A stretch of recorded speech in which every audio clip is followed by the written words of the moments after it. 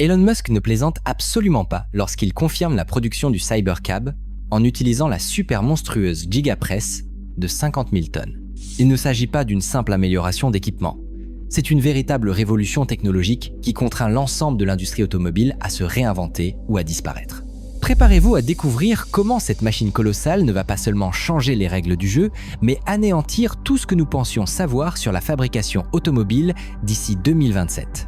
Pour comprendre pourquoi cette transformation est si redoutable, il suffit de se pencher sur la réalité derrière le chiffre de 50 000 tonnes. Cela représente une force de serrage d'environ 500 000 kN, soit 3 fois plus puissant que les machines les plus avancées d'aujourd'hui qui atteignent 16 000 tonnes. Cette puissance colossale permet au système de manipuler des volumes massifs d'aluminium en fusion, remplissant des moules extrêmement grands et complexes à une vitesse fulgurante. Tandis que les machines plus anciennes peinent à injecter environ 80 kg d'aluminium par cycle, la Gigapress de 50 000 tonnes propulse le processus avec une vélocité écrasante, éliminant virtuellement tout risque de solidification prématurée. À cette échelle, une plus grande taille se traduit directement par une puissance absolue. C'est la productivité destructrice et la réduction drastique de l'empreinte de l'usine qui rendent l'impact réellement terrifiant. Imaginez, une machine de moulage conventionnelle de grande taille ne produit qu'un seul composant structurel par cycle. La Gigapress de 50 000 tonnes, elle, peut produire jusqu'à 5 pièces massives simultanément, chaque cycle ne durant qu'1 à 2 minutes. Des milliers de composants de grande taille peuvent ainsi être fabriqués quotidiennement sans augmenter la complexité opérationnelle. Plus important encore, son effet sur la conception des usines est révolutionnaire. Oubliez l'image traditionnelle de 70 à 100 pièces en acier estampées, soudées entre elles par des centaines de robots. Tesla rejette entièrement ce modèle et le remplace par une structure moulée unique. Le résultat est spectaculaire. La surface de l'usine est réduite de 30 à 40%. Les coûts de main-d'œuvre chutent et les opérations sont étonnamment rationalisées. Tesla n'optimise pas l'ancien système, elle élimine la complexité à sa racine. Malgré son échelle colossale, le système fonctionne avec une précision extrême jusqu'au niveau du micromètre. L'aluminium en fusion, à environ 850 degrés Celsius, est purifié pour éliminer les impuretés de plus de 25 micromètres, soit moins que la largeur d'un cheveu humain. Immédiatement après l'injection, la pièce moulée subit un choc thermique, refroidissant rapidement d'environ 400 degrés Celsius à 50 degrés Celsius pour fixer des propriétés matérielles supérieures. À ce niveau, la vitesse est reine, mais la constance est une tyrannie absolue. Cela devient l'arme ultime pour proposer un véhicule électrique à moins de 30 000 $. Bien sûr, l'accès à cet avenir n'est pas bon marché. Une seule Gigapress de 50 000 tonnes coûte entre 43 et 65 millions de $, avec 1,5 à 2,5 millions de $ supplémentaires pour l'outillage. Pourtant, c'est un jeu où l'on brûle du capital pour dominer. En éliminant des centaines de pièces, en supprimant un grand nombre de robots de soudage et en simplifiant la chaîne d'approvisionnement, Tesla génère d'énormes profits à long terme par véhicule. C'est le ticket d'or qui permet à Elon Musk de viser un véhicule électrique à 25 000 $, un prix agressif capable de remodeler l'ensemble du paysage concurrentiel. D'un point de vue historique, l'onde de choc de la Gigapress n'est pas seulement une étape technique, c'est un événement d'extinction pour la pensée traditionnelle, comparable à la chaîne de montage d'Henry Ford ou au système de production allégé pionnier de Toyota. Cependant, il existe une différence d'une brutalité capitale. Tandis que Ford et Toyota se sont concentrés sur l'amélioration de l'efficacité, Tesla élimine des processus entiers. Elon Musk ne prend pas de raccourcis. Il démolit l'ancienne route et construit un empire entièrement nouveau. Alors que nous nous tournons vers 2027, largement perçu comme une année de jugement pour la survie à l'ère des véhicules électriques, les géants de l'automobile aux États-Unis, en Allemagne et en Europe, se démènent pour s'adapter sous une pression immense. La force pure de la machine de 50 000 tonnes expose les faiblesses fatales des systèmes de fabrication traditionnels, forçant même les acteurs les plus établis à chercher désespérément des bouées de sauvetage sur un champ de bataille où les règles ont déjà changé. En Europe, la transformation est prudente. Volvo adopte une approche plus sûre, mettant progressivement en œuvre des systèmes de 9 000 tonnes combinés à une conception modulaire pour éviter les risques de production catastrophiques. Pendant ce temps, les constructeurs automobiles allemands, longtemps fiers de leur ingénierie de précision, sont de plus en plus déstabilisés par la montée du gigamoulage outre-Atlantique. Même sur leur propre terrain, Ford Motor Company et Hyundai Motor Company investissent des milliards dans des installations de moulage pour éviter d'être évincés du marché d'ici 2027. L'intensité s'étend à l'Asie, où Toyota est contrainte de reconstruire sa fondation de véhicules électriques à partir de zéro, visant à réduire de moitié ses étapes de production. Autrefois considéré comme un symbole d'excellence, Nissan entre également dans cette course à la survie, ciblant la consolidation d'environ 100 composants distincts en une seule pièce moulée, avec l'ambition de réduire les coûts de 30% et le poids de 20%. Pourtant, la véritable tragédie de cette course réside dans un désalignement fondamental des mentalités.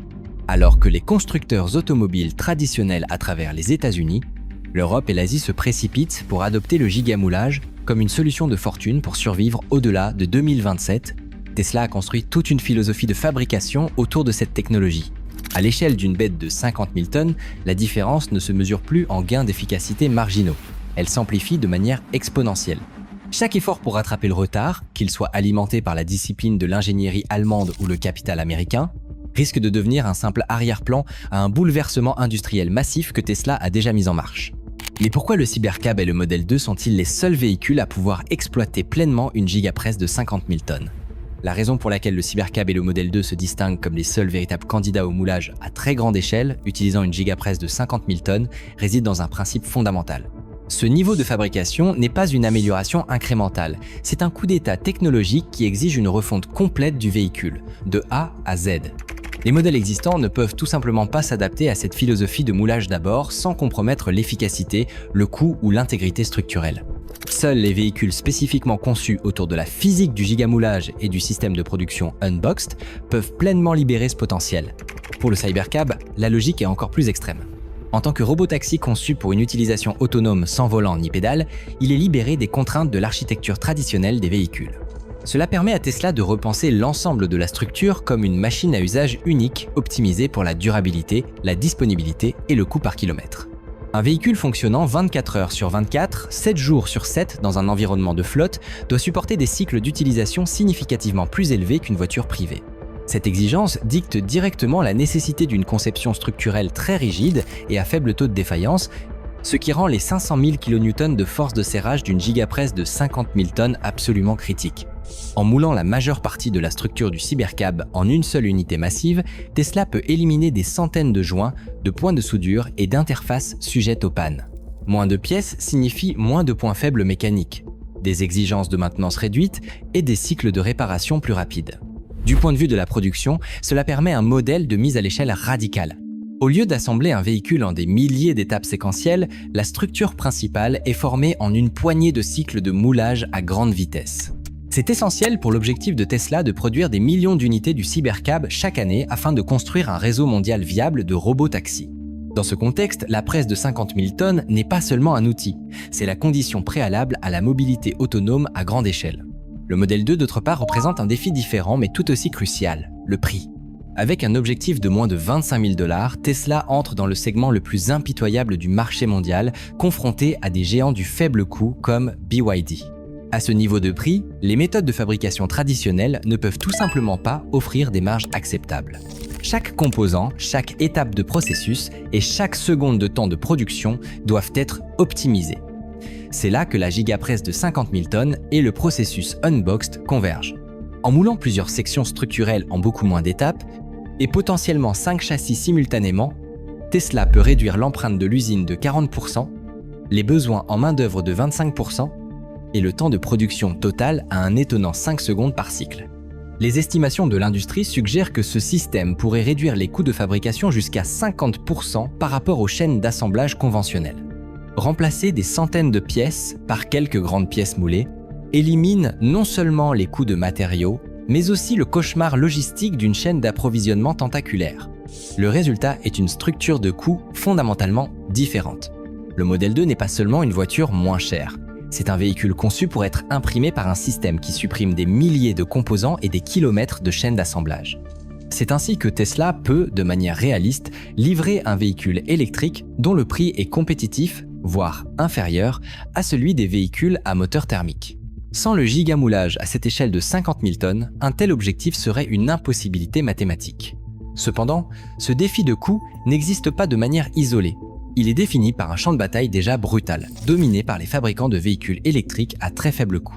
Pour souligner davantage l'intensité de cette transformation, il est impossible d'ignorer la concurrence féroce dans le segment des véhicules à bas prix, où des entreprises comme BYD, SAIC Motor et Wuling Motors ont maîtrisé la production à grande échelle et très efficace de véhicules électriques abordables. Ces fabricants s'appuient sur une stratégie différente. Une localisation maximale de la chaîne d'approvisionnement, des coûts de main-d'œuvre faibles et des architectures de véhicules modulaires qui privilégient la réduction des coûts par rapport à l'intégration structurelle. Des modèles comme la Wuling Hongguang Mini EV démontrent à quel point les coûts peuvent être réduits en utilisant des pièces estampées conventionnelles et un assemblage simple. Mais ils révèlent également les limites de cette approche en termes de durabilité, d'évolutivité et d'efficacité à long terme. C'est là que la stratégie de Tesla diverge fondamentalement. Au lieu d'optimiser une production fragmentée, Tesla tente d'éliminer entièrement la fragmentation. Tandis que les constructeurs automobiles chinois réduisent les coûts en comprimant les marges et en développant des processus à forte intensité de main-d'œuvre, Tesla réduit les coûts en supprimant complètement ces processus. La différence est profonde. Une approche se bat pour l'efficacité au sein du système, tandis que l'autre réécrit entièrement le système. Avec la gigapresse de 50 000 tonnes, Tesla ne se contente pas de concurrencer sur le prix. Elle attaque la structure de coût fondamentale, visant à produire des véhicules avec moins de pièces, moins d'étapes et une complexité considérablement réduite. Pour le modèle 2, cela devient une confrontation directe. Rivaliser avec des véhicules dont le prix se situe entre 10 000 et 20 000 dollars exige plus que des économies de coûts incrémentales. Cela demande une percée manufacturière. Si Tesla peut réellement réaliser un moulage structurel à grande échelle combiné au processus unboxed, elle pourrait combler l'écart de coût avec les véhicules électriques chinois, tout en offrant une rigidité structurelle, une sécurité et une intégration logicielle supérieure. En d'autres termes, Tesla tente d'introduire une ingénierie de pointe dans un segment de prix traditionnellement défini par le compromis. Dans le même temps, le cybercab introduit une nouvelle dimension de concurrence, non pas contre la possession traditionnelle d'une voiture, mais contre le coût par kilomètre. Dans un monde où les robotaxis autonomes fonctionnent en continu, le passage économique se fait du prix d'achat initial au coût d'exploitation à vie. Ici, l'avantage manufacturier de Tesla devient encore plus puissant. Un véhicule moins cher à produire, plus durable et plus facile à entretenir, se traduit directement par un coût par kilomètre inférieur à toute alternative conduite par un humain. Cela met la pression non seulement sur les constructeurs automobiles, mais aussi sur les plateformes de covoiturage et les systèmes de transport urbain. Dans l'ensemble, l'émergence des véhicules électriques à très faible coût de la Chine et la stratégie de fabrication à grande échelle révolutionnaire de Tesla préparent le terrain pour une guerre sur deux fronts. L'un axé sur la minimisation des coûts par l'échelle et l'efficacité de la main-d'œuvre, et l'autre alimenté par la rupture technologique et la simplification de la fabrication. D'ici 2027, le vainqueur ne sera pas simplement l'entreprise qui construira la voiture la moins chère, mais celle qui redéfinira la manière dont les voitures sont construites, à partir de zéro. En fin de compte, le cybercab et le modèle 2 partagent un mandat commun. Ils doivent être produits à une échelle extrême, avec un coût par unité radicalement inférieur. Tandis que le cybercab optimise l'utilisation et la durabilité dans un modèle de flotte, le modèle 2 optimise l'accessibilité et l'adoption massive. La gigapresse de 50 000 tonnes est la seule technologie capable de soutenir ces deux objectifs. C'est pourquoi ces deux véhicules ne sont pas de simples nouveaux produits, ce sont des plateformes de fabrication. En les construisant autour du gigamoulage dès le premier atome, Elon Musk redéfinit efficacement l'automobile, non seulement dans sa conception, mais aussi dans la manière dont elle est forgée, mise à l'échelle et déployée mondialement d'ici 2027